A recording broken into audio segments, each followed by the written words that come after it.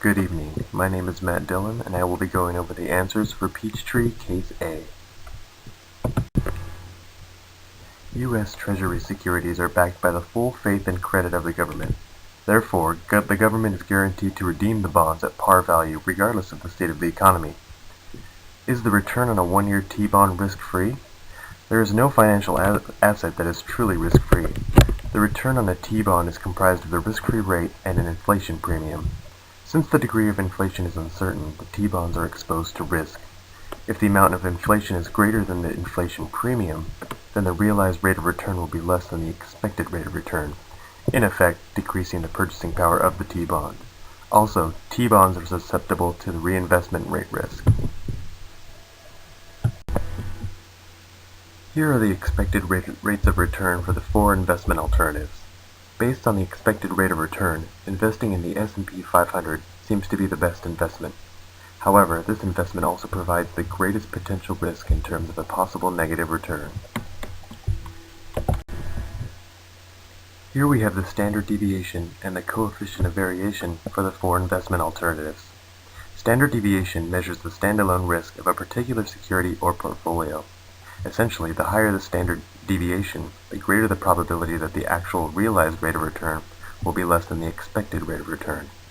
The coefficient of variation is a measure of dispersion about the expected value. Coefficient of variation measures the amount of risk per unit of return. When considering risk, it's clear that the S&P 500 investment carries the highest amount of risk across its distribution.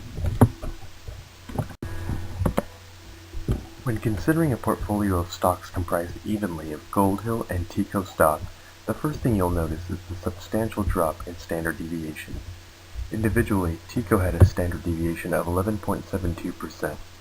Gold Hill's was less at 9.09%. But by diversifying the portfolio between the two stocks, we were able to reduce the potential risk, dropping standard deviation to 2.89%. We can also weight the portfolio differently to fit our investing needs. A portfolio that is weighted more heavily with TECO will have the higher expected return, but also carry with it more risk. A portfolio that is weighted more heavily with Gold Hill will provide the safer investment, but only a modest expected rate of return. Here we have a different portfolio setup. A portfolio comprised evenly between S&P 500 stock and TECO stock does not have the same risk-reducing effect that the previous portfolio does. This is due to the positive correlation between the two stocks.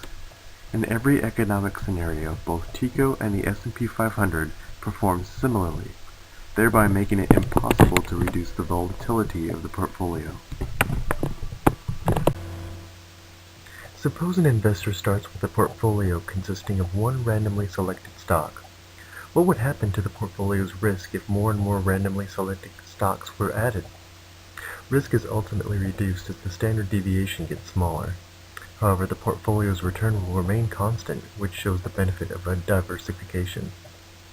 What are the implications of it for investors? The fact that risk is reduced when more stocks are added implies that investors should diversify their stock portfolios rather than hold a single stock portfolio. Investors can reduce risk by about half by adding more stocks. Assume that you choose to hold a single stock portfolio. Should you expect to be compensated for all the risk that you bear?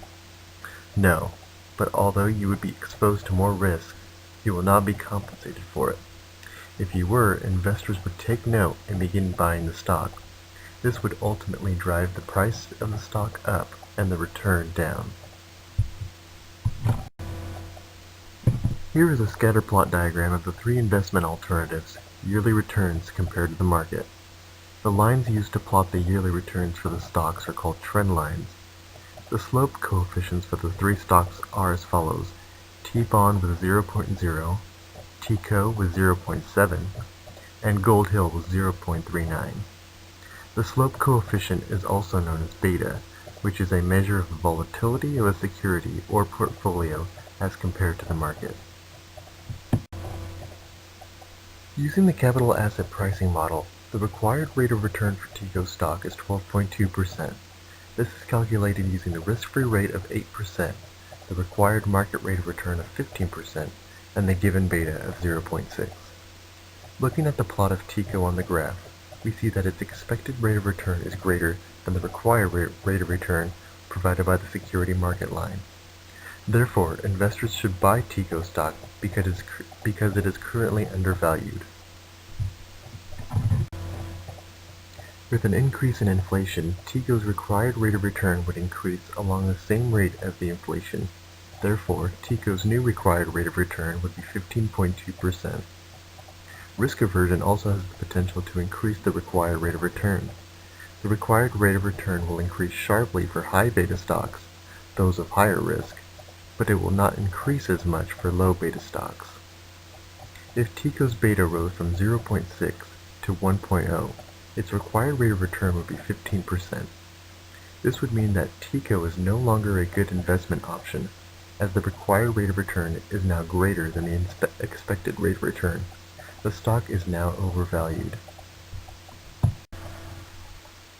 What impact would a decrease in long-term debt ratio have on TICO's riskiness and required rate of return on equity?